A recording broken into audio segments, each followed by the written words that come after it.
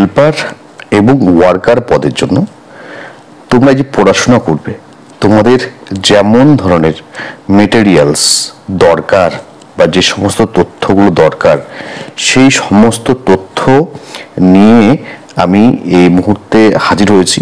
তোমরা এই যে ভিডিওটা, এখানে দেখো কত সালে স্থাপিত হয়েছে, মানচিত্র এগুলো তো পাচ্ছই, আয়তন, জনসংখ্যা, সীমানা, ইতিহাস, প্রশাসনিক বিভাগ, ভূপ্রকৃতি, নদ নদী, জলবায়ু, কৃষিকাজ, ভাষা,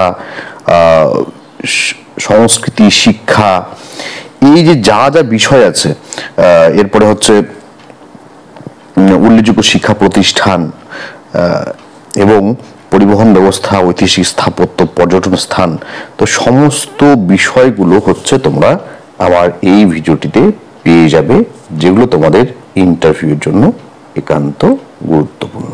তোমাদের একদম নোটসগুলো দেখিয়ে দিচ্ছি কিভাবে তোমরা পড়বে, একদম তোমাদের হাতের সামনে মেটেরিয়ালটা তুলে দিচ্ছি। চলো, তবুও আমি চাই যে তোমরা সকলে সফল হও। সফল হওয়াটা ভীষণ দরকারি স্থাপনা। তো কোচবিহার জেলাটি স্থাপিত হয়েছে 1950 সালের 19শে জানুয়ারি। আয়তন কি রয়েছে? কোচবিহার জেলার মোট আয়তন 3387 বর্গ কিলোমিটার। দেখো, এগুলো অ্যাকচুয়ালি কম্পিউটারের ফন্ট, তাই হচ্ছে এখানে একটু বানানগুলো কোথাও কোথাও একটু অসুবিধা হয়েছে, বাট আমরা সকলে এগুলো বুঝতে পারবো, যে কোনো অসুবিধাও হবে না। তো কোচবিহার জেলার মোট আয়তন 3387 বর্গ কিলোমিটার। জনসংখ্যা কি রয়েছে? জনসংখ্যা হলো 2011 সালের জনগণনা অনুযায়ী কোচবিহার জেলার মোট আয়তন, মোট জনসংখ্যা 28,19,086 জন। এই সংখ্যা উত্তরোত্তর বৃদ্ধি পেয়েছে বা পাচ্ছে। 2011 সালের পরে 13 বছর কেটে গিয়েছে, তো প্রায় 13% হারে জনসংখ্যার বৃদ্ধি হয়েছে। এই যে 28 লক্ষের মধ্যে পুরুষ জনসংখ্যা, সেটাও এখানে দিয়ে দেওয়া আছে, আর মহিলা জনসংখ্যা সেটাও এখানে দিয়ে দেওয়া আছে। এবং যে প্রশ্নটা অনেকেই এড়িয়ে যায়, যেটা দরকারি একটি প্রশ্ন, সেটা হলো যে কোচবিহার জেলায় জনসংখ্যা বৃদ্ধির হার 13.71%, 13.71%। এবার আমরা দেখে নেই জনঘনত্ব, অর্থাৎ প্রতি 1 বর্গ কিলোমিটার বা 1 স্কোয়ার কিলোমিটারে কতজন লোক বসবাস করে? 832, 832 জন, 832 জন লোক বসবাস করে।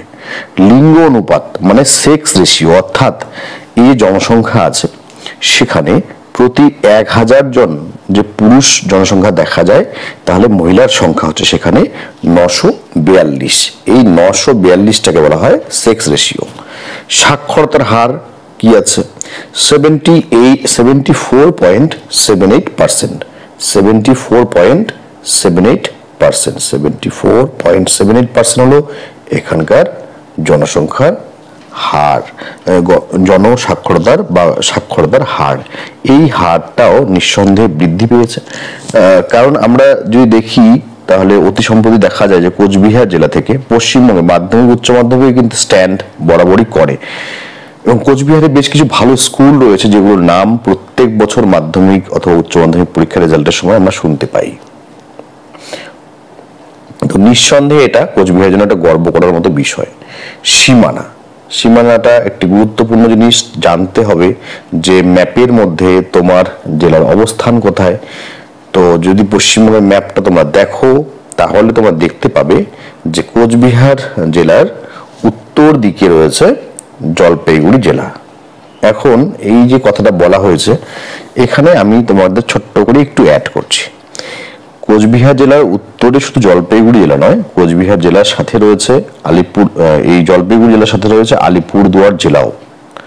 আলিপুরদুয়ার জেলাটাও রয়েছে, কারণ হচ্ছে আলিপুরদুয়ার জেলা আগে কোচবিহার জেলায়, আগে জলপাইগুড়ি জেলাতেই ছিল, পরবর্তীতে সেটা 2014 সাল নাগাদ সেটা ভাগ হয়ে নতুন জেলা তৈরি হয়েছে। তো কোচবিহার জেলার উত্তরে রয়েছে আলিপুরদুয়ার জেলা ও জলপাইগুড়ি জেলা, দক্ষিণ পশ্চিমে রয়েছে বাংলাদেশ। তো কোচবিহারে কিন্তু বেশিরভাগ সীমানাটাই হচ্ছে বাংলাদেশ। যদি মেখলিগঞ্জের দিকে যাওয়া যায়, মেখলিগঞ্জ, 3 বিঘা, কুচলিবাড়ি, তারপর ধাপড়া, তাহলেও প্রায় দুই দিকেই বর্ডার চোখে পড়বে, ডান দিকে তো অবশ্যই চোখে পড়বে। ঠিক তেমনি চ্যাংড়াবান্ধা থেকে মেকলিগঞ্জ বর্ডার চোখে পড়বে। চ্যাংড়াবান্ধা থেকে যদি মাথাভাঙ্গা যেতে হয় তবুও বর্ডার চোখে পড়বে। ঠিক তেমনি ছিতাই বলো, দিনহাটা বলো, এই প্রায় প্রত্যেকটা জায়গায় হচ্ছে বাংলাদেশ হচ্ছে ঘেঁষে রয়েছে। কোচবিহারের বেশিরভাগ জায়গাটাই বাংলাদেশ ঘেঁষে রয়েছে, অথবা মূল ভূখণ্ড থেকে মানে বাংলাদেশের দূরত্ব খুব বেশি নয়। পূর্বে কে রয়েছে? পূর্বে রয়েছে আসাম রাজ্য। তাহলে উত্তরে জলপাইগুড়ি, আলিপুরদুয়ার, দক্ষিণ পশ্চিমে রয়েছে বাংলাদেশ, আর পূর্ব দিকে রয়েছে আসাম রাজ্য। এই হলো কোচবিহার জেলার সীমানা। এবার এই যে কোচবিহার জেলা, এটা কিন্তু একটা ঐতিহাসিক জেলা। প্রচুর ইনফরমেশন রয়েছে কোচবিহার সম্পর্কে, যেগুলো এই নোটসটাতে নেই। আমি এর আগের যে ভিডিওটা সেখানে শেয়ার করেছিলাম, এখানে সংক্ষিপ্তভাবে একটা বিবরণ দেওয়া রয়েছে এবং এটাই যথেষ্ট তোমাদের জন্য। তো দেখো, কোচবিহার জেলার যদি আমরা দেখি, তাহলে সময়ের সঙ্গে সঙ্গে কোচবিহার একটি রাজ্য থেকে একটি রাজ্যে, রাজ্য থেকে রাজ্য বা রাষ্ট্র থেকে রাজ্য বলতে পারো, তো রাজ্যে পরিণত হয় এবং তারপরে হচ্ছে জেলায় পরিণত হয়েছে। কেন সেটা এবার দেখে নাও। ইতিহাস অনুযায়ী বর্তমান কোচবিহার জেলা অতীতে বৃহত্তর কামরূপ রাজ্যের অন্তর্গত ছিল। তো তখন রাজ্যর অন্তর্গত ছিল। আচ্ছা, 1772 সালে ভুটানের সঙ্গে সংঘর্ষের জেরে কোচবিহার রাজ ধৈর্যেন্দ্র নারায়ণ ও ওয়ারেন হেস্টিংসের মধ্যে একটি চুক্তি স্বাক্ষরিত হয়। কাদের মধ্যে চুক্তি স্বাক্ষরিত হলো? ধৈর্যেন্দ্র নারায়ণ এবং ওয়ারেন হেস্টিংস। এই চুক্তির ফলে কোচবিহার ব্রিটিশদের একটি করদ রাজ্যে পরিণত হয়।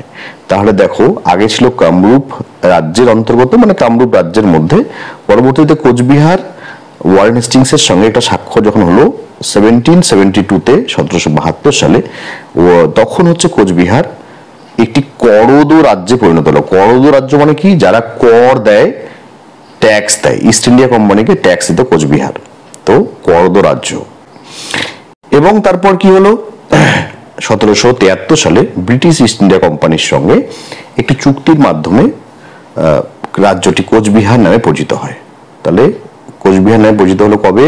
1773 সালে চুক্তির মাধ্যমে রাজ্যটি কোচবিহার নামে পরিচিত হয় এবং এই রাজধানীর নাম হয় বিহার ফোর্ট। তাহলে 1773 সালের দিকে কোচবিহারের রাজধানী ছিল বিহার ফোর্ট।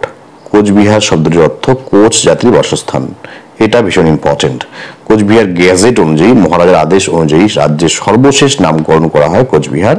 এরপর 1949 সালে 28 আগস্ট রাজা জগদীপেন্দ্র নারায়ণ কোচবিহার রাজ্যকে ভারতীয় অধিরাজ্যের হাতে তুলে দেন। তো তখন তারা ভারতের সঙ্গে সম্পূর্ণরূপে যুক্ত হলেন। সেই বছরই 12 সেপ্টেম্বর থেকে কোচবিহার ভারতের কমিশনার প্রশাসিত রাজ্যে পরিণত হয়। এরপর হচ্ছে কি 1950 সালের 19 জানুয়ারি কোচবিহার পশ্চিমবঙ্গের একটি জেলায় পরিণত হয়। ঠিক আছে, এই জিনিসগুলো জানাটা ভীষণ দরকারি, এই লাইনটা জানাটা ভীষণ দরকারি। তোমরা এগুলো সব নোটসে পেয়ে যাবে। কোচবিহারের রাজবাড়ির সমস্ত তথ্য, কোচবিহারের একদম সার্বিক জেলা সম্পর্কে সার্বিক information, DM, SDO, BDO, MLA, CDPO, MP প্রত্যেকের নাম, কোথায় কয়টি ব্লক আছে, কয়টি থানা আছে, সমস্ত কিছু তথ্য তোমরা আমার নোটসগুলোতে পেয়ে যাবে। কয়টি গ্রাম পঞ্চায়েত আছে, সমস্ত বিষয়গুলো থাকছে। প্রশাসনিক বিভাগ কি রয়েছে দেখো। কোচবিহার জেলায় 5টি মহকুমা রয়েছে, যথা কোচবিহার সদর 1, 2 নম্বর হচ্ছে দিনহাটা, 3 নম্বর হচ্ছে মাথাভাঙ্গা, 4 নম্বর মেকলিগঞ্জ, 5 নম্বর তুফান। কোচবিহার জেলায় পৌরসভা কটি? পৌরসভা হলো 6টি। কোচবিহার পৌরসভা, দিনহাটা পৌরসভা, মাথাভাঙ্গা পৌরসভা, তুফানগঞ্জ পৌরসভা, মেকলিগঞ্জ পৌরসভা, হলদিবাড়ি পৌরসভা। এই 6টি হলো কোচবিহারের পৌরসভা। আমরা এবার ব্লকগুলোর নামগুলো জেনে নিই, কি কি ব্লক রয়েছে দেখো। তো কোচবিহার জেলায় 12টি ব্লক রয়েছে। কোচবিহার 1, আইসিডিএস এর এই মুহূর্তে অঙ্গনওয়াড়ির রিক্রুটমেন্ট হচ্ছে কোচবিহার 2, দিনহাটা 1, দিনহাটা 2, সিতাই, মাথাভাঙ্গা 1, তারপরে মাথাভাঙ্গা 2, শীতলকুচি, মেকলিগঞ্জ, হলদিবাড়ি, তুফানগঞ্জ 1 ও তুফানগঞ্জ 2। এর পরের ইনফরমেশনগুলো ভীষণ ইম্পর্টেন্ট, এগুলো অবশ্যই মনে রাখবে। কোচবিহার জেলায় 12টি পঞ্চায়েত সমিতি রয়েছে। তোমরা অবশ্যই পঞ্চায়েত সমিতি যিনি সভাপতি তোমার ব্লকের, সেই নামটা মনে রাখবে। নিজের ব্লকের সিডিপিওর নামটা জানবে, মনে রাখবে। আমার কাছে নোটস রয়েছে, বিডিওর নাম নোটস রয়েছে। তবে সিডিপিও বিডিওরা কিন্তু কখনো কখনো ট্রান্সফার হন, তাই বর্তমানে কে আছেন সেটা কিন্তু অবশ্যই মনে রাখবে। কোচবিহার জেলায় মোট গ্রাম পঞ্চায়েতের সংখ্যা কটি? 128টি। তাহলে 12টি পঞ্চায়েত সমিতি, 128টি গ্রাম পঞ্চায়েত। মৌজা কটি? 1202টি। 1202টি হলো এখানে মৌজা রয়েছে। এছাড়াও কি রয়েছে দেখো, এছাড়াও রয়েছে কোচবিহার জেলায় 1714টি গ্রাম সংসদ রয়েছে। এটা ইম্পর্টেন্ট নয়। এবার দেখো কোচবিহার জেলাতে কতগুলো গ্রাম রয়েছে। আনুমানিক নয়, এখানে সংখ্যাটা দিয়ে দেওয়া আছে 1132টি। জেলা পরিষদের সংখ্যা একটি। তোমরা যে অবশ্যই যে জেলা পরিষদের যিনি সভাধিপতি আছেন, সভাধিপতি তার নামটা মনে রাখবে, এটা জিজ্ঞেস করা হয়। আচ্ছা, এরপরে আমরা কোচবিহারের যে বিধানসভা আসনগুলো আছে, 9টি বিধানসভা আসন রয়েছে, সেগুলো একটু দেখব। তো প্রথমে হচ্ছে মেকলিগঞ্জ বিধানসভা কেন্দ্র। তোমরা অবশ্যই মেকলিগঞ্জের এমএলএর নামটা মনে রাখবে যারা মেকলিগঞ্জ থেকে দেখছো। মাথাভাঙ্গা বিধানসভা কেন্দ্র, কোচবিহার উত্তর, কোচবিহার দক্ষিণ বিধানসভা কেন্দ্র, তুফানগঞ্জ বিধানসভা কেন্দ্র। এই হলো 9টি। এছাড়া লোকসভা কেন্দ্র কটি? লোকসভা কেন্দ্র হলো কোচবিহারে লোকসভা কেন্দ্র হলো একটি। থানা কয়টি রয়েছে? 14টি থানা রয়েছে। আবার কোথাও কোথাও দেখা যায় 16টি থানা রয়েছে। হ্যাঁ, তো মহিলা থানা রয়েছে এক্সট্রা, তাই 16টি থানা রয়েছে, 2টো মহিলা থানা সহকারে। এমনিতে থানা রয়েছে 14টি। যেমন হচ্ছে কোতোয়ালি থানা, পুন্ডিবাড়ি থানা, দিনহাটা মহিলা থানা, সাহেবগঞ্জ থানা, সিরাই থানা, মাথাভাঙ্গা থানা, ঘোষকাডাঙ্গা থানা, শীতলকুচি থানা, হলদিবাড়ি থানা, মেখলিগঞ্জ থানা, কোচবিহার থানা, তুফানগঞ্জ থানা, বক্সিরহাট থানা। এছাড়াও আরো 2টো মহিলা থানা রয়েছে। সব মিলে হচ্ছে 16টি থানা বর্তমানে রয়েছে। তো এই হলো কোচবিহার জেলার আর একটি গুরুত্বপূর্ণ তথ্য, যেটা হচ্ছে ভূপ্রকৃতি। তো বলা হয়েছে যে এই জেলার প্রাকৃতিক সৌন্দর্য অপরূপ। সমগ্র কোচবিহার জেলাটি উত্তরবঙ্গ সমভূমির অন্তর্গত। ভূভাগ উঁচু নিচু, তবে এতটা উঁচু নিচু নয়, মোটামুটি প্লেন, কারণ এখানে কোনো পাহাড় নেই। কোনো অঞ্চল এতটাই নিচু যে বর্ষাকালে দুকুল ছাপিয়ে যায়। হ্যাঁ, নিচু আছে, জল জমে যায়, বিশেষ করে যেটা তিস্তা সংলগ্ন এরিয়া আছে সেগুলোতে। কোচবিহার জেলার উচ্চভূমি অঞ্চলটি শীতলকুচি ব্লকের লালবাজার ও নিম্নভূমি অঞ্চলটি দিনহাটা মহকুমায় অবস্থিত। এই জেলার কোনো পাহাড় পর্বত নেই, তবে বিভিন্ন এলাকায় একাধিক বিশাল আকার ঝিল দেখতে পাওয়া যায়, ঝিল রয়েছে। ঠিক আছে, এই হলো ভূপ্রকৃতি। এখানে কোচবিহারের একটি গ্রামীণ প্রাকৃতিক সৌন্দর্য তোমার জন্য তুলে ধরা হয়েছে। আশা করি যারা কোচবিহার থেকে আছো, যারা গ্রামকে ভালোবাসো বা যারা গ্রামে থাকো, তাদের এটা ভালো লাগবে। আচ্ছা, নদ নদী দেখো। নদ নদীর বিষয়ে একটা গুরুত্বপূর্ণ তথ্য তোমার সঙ্গে শেয়ার করব। কোচবিহার জেলার মধ্য দিয়ে প্রবাহিত নদীগুলি হলো তিস্তা, তোর্ষা, জলঢাকা, রায়ডাক, কালজানি, ধরলা, মানসাই, গদাধর ইত্যাদি। জলবায়ুটা বেশি ইম্পর্টেন্ট নয়। এখানে আমরা জানি কোচবিহার প্রচুর উত্তপ্ত একটি জায়গা। আচ্ছা, ক্লাইমেট দেখো, এখানে সর্ষে ক্ষেত লাগানো হয়েছে, শীতকালের একটা ছবি। এখানে কৃষিকাজ, এটা ইম্পর্টেন্ট, কৃষিকাজ। তো কোচবিহারে অনেক ভালো কৃষিকাজ হয়, পরিবেশটা হচ্ছে অনুকূল। এখানে কি হয়? ধান, গম, তামাক, পাট এগুলো সব হয়। শাকসবজি, ফলমূল, চা পাতাও হয়। গম উৎপাদনে এই জেলা 6ষ্ঠ স্থান অধিকার করে। ভীষণ ইম্পর্টেন্ট কথা একটি। কোচবিহারের একটি তামাক ক্ষেতের ছবি দেওয়া হয়েছে। কোচবিহারে গেলে কিন্তু তামাক ক্ষেত খুব চোখে পড়ে।